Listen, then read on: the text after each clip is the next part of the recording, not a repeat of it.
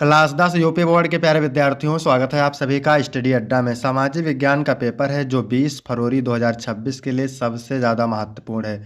मेरे प्यारे बच्चों, पूरा पेपर एकदम अच्छे से आंसर के साथ हल करके आपको बताने वाले हैं, तो आप लोग वीडियो को पूरा अंत तक देखिएगा।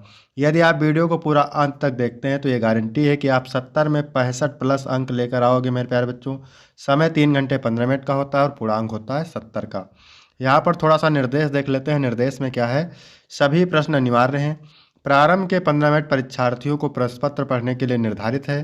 पेपर 2 खंड में होता है, खंड आ और खंड बा। खंड आ में 1 अंक के 20 बहुविकल्पीय प्रश्न होते हैं जिनका उत्तर आपको ओएमआर शीट पर देना होता है।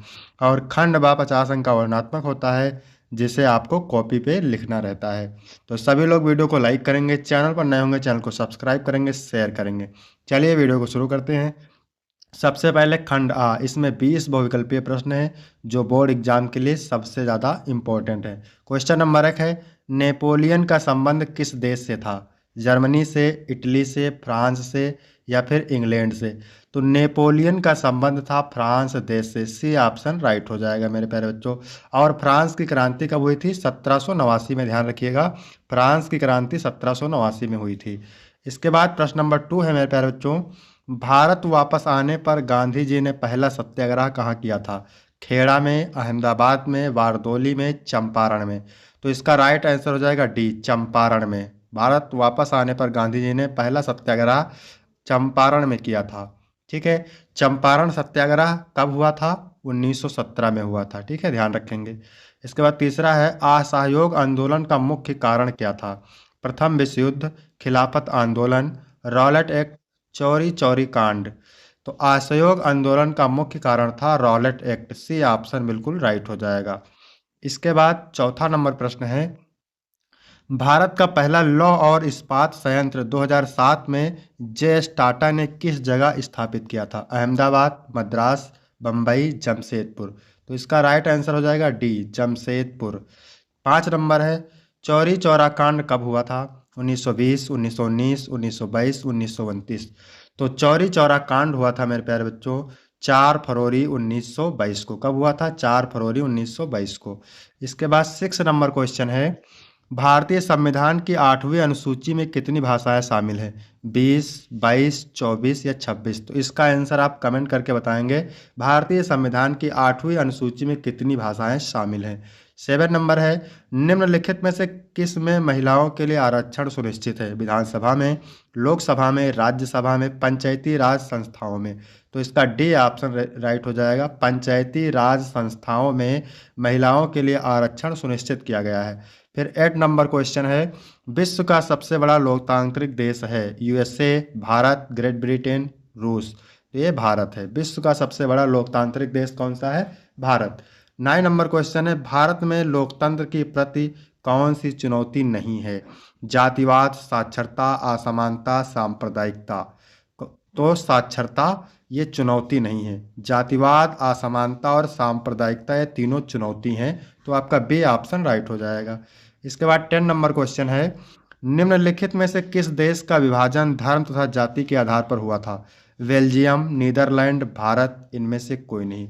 तो इसका राइट आंसर हो जाएगा मेरे प्यारे बच्चों भारत। यानी भारत और पाकिस्तान का बंटवारा हुआ था 1947 पर, धर्म और जाति के आधार पर। ठीक है, तो भारत सही हो जाएगा। 11 नंबर प्रश्न है, प्रति व्यक्ति आय को अन्य किस नाम से जाना जाता है? राष्ट्रीय आय, औसत आय, व्यक्तिगत आय? इनमें से कोई नहीं। औसत आय के नाम से जाना जाता है प्रति व्यक्ति आय को। ठीक है। इसके बाद 12 नंबर क्वेश्चन है मेरे प्यारे बच्चों, राष्ट्रीय उपभोक्ता अधिकार दिवस कब मनाया जाता है? मोस्ट इंपॉर्टेंट, 5 अप्रैल, 22 फरवरी, 24 नवंबर, 24 दिसंबर? तो राष्ट्रीय उपभोक्ता दिवस मनाया जाता है मेरे प्यारे बच्चों 24 दिसंबर को। डी ऑप्शन राइट हो जाएगा। इनमें से किस राज्य में काली मृदा पाई जाती है? इसमें से किस राज्य में काली मृदा पाई जाती है? राजस्थान, झारखंड, महाराष्ट्र, हरियाणा? ठीक है, तो इसका राइट आंसर हो जाएगा महाराष्ट्र। सी ऑप्शन राइट हो जाएगा। ठीक है।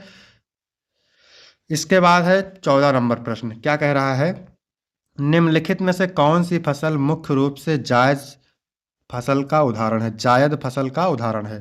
धान, गेहूं, चना या तरबूज? तो तरबूज राइट आंसर हो जाएगा। तरबूज जायद फसल का उदाहरण है। इसके बाद है हिंद स्वराज पुस्तक के लेखक कौन है? जवाहरलाल नेहरू, महात्मा गांधी, विनोबा भावे, कोई नहीं। हिंद स्वराज पुस्तक के लेखक है Mahatma Gandhi. B option right हो जाएगा। इसके बाद 16 नंबर क्वेश्चन है, वर्तमान में कागज के पैसे के अलावा किसी रूप से धन का उपयोग बढ़ता जा रहा है। किस रूप से धन का उपयोग बढ़ता जा रहा है? वस्तु के पैसे, धातु के पैसे, प्लास्टिक मनी, उपरोक्त सभी। तो प्लास्टिक मनी सही हो जाएगा, सी ऑप्शन। 17 नंबर है, सहकारी समितियां इनमें से किसके लिए ऋण प्रदान करती हैं? व्यापार, उद्योग, कृषि। तो आपका डी ऑप्शन राइट हो जाएगा, उपरोक्त सभी।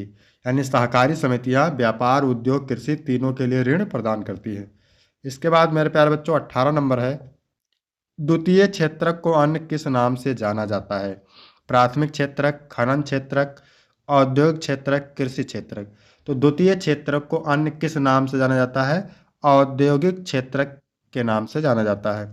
भारत का अधिकांश विदेशी व्यापार होता है सड़क मार्ग से, समुद्री मार्ग से, रेल मार्ग से, वायु मार्ग से। तो बी ऑप्शन राइट हो जाएगा, समुद्री मार्ग से।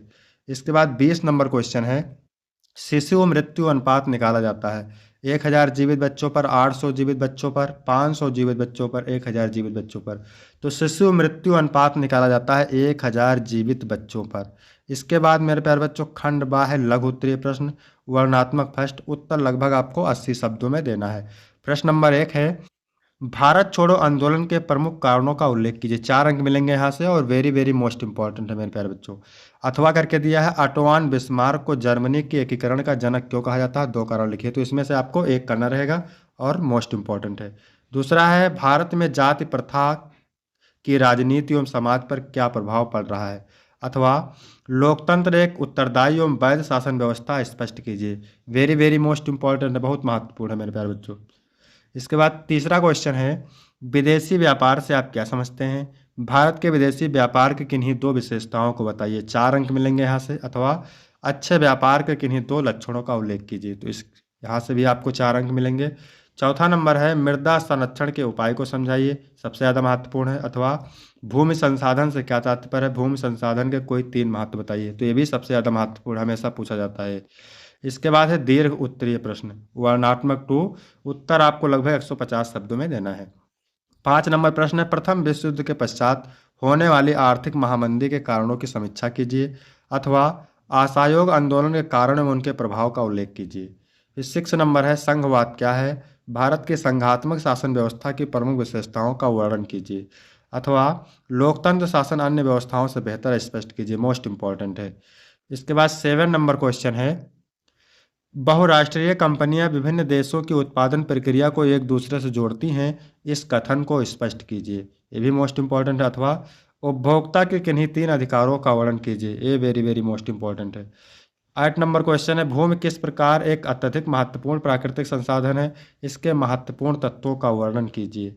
अथवा ये 6 नंबर है, जैव विविधता क्या है, यह मानव जीवन के लिए क्यों महत्वपूर्ण है, स्पष्ट कीजिए। भी 6 नंबर का है। इसके बाद है मानचित्र संबंधी प्रश्न, दिए गए भारत के मानचित्र में निम्नलिखित को दर्शाइए। 5 अंक मिलेंगे आपको, मानचित्र मिलेगा, उस पर आपको दर्शाना रहेगा। वह स्थान जहां सूती मिल के श्रमिकों का सत्याग्रह हुआ, अहमदाबाद। वह स्थान जहां किसान सत्याग्रह आंदोलन हुआ, तो बिहार। वह स्थान जहां चौरी चौरा कांड हुआ, गोरखपुर। वह स्थान जहां 1929 में भारतीय राष्ट्रीय कांग्रेस का अधिवेशन हुआ, तो ये लाहौर। वह स्थान जहां जलियांवाला बाग की घटना हुई, तो अमृतसर, पंजाब। इसके बाद है अगला, दिए गए भारत के मानचित्र में निम्नलिखित को दर्शाइए। भी 5 अंक का है। पश्चिम बंगाल का एक समुद्री पत्तन यानी बंदरगाह चिन्ह द्वारा नाम सहित दर्शाना है। ठीक है, तो हल्दिया कोलकाता में है। महाराष्ट्र का राजधानी नगर चिन्ह द्वारा नाम सहित। ठीक है, बॉक्साइट उत्पादन का एक क्षेत्र चिन्ह द्वारा नाम सहित। और मैग्नीज उत्पादन का एक क्षेत्र चिन्ह द्वारा नाम सहित। इस प्रदेश की एक 10 लाखी नगर चिन्ह द्वारा नाम सहित। तो यहाँ तक वीडियो कंप्लीट होता है। वीडियो कैसा लगा? वीडियो अच्छा लगा हो तो वीडियो को लाइक करेंगे, चैनल को सब्सक्राइब करेंगे। फिर मिलते हैं आपको अगले वीडियो में, तब तक के लिए जय हिंद, जय भारत।